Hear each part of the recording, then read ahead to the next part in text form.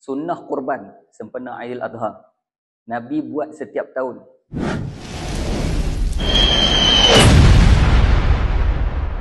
Bismillahirrahmanirrahim. Assalamualaikum warahmatullahi wabarakatuh. Sahabat-sahabat yang dirahmati Allah, sunnah kurban sempena Aidil Adha. Nabi buat setiap tahun, bukan sekali seumur hidup, bukan 5 tahun sekali.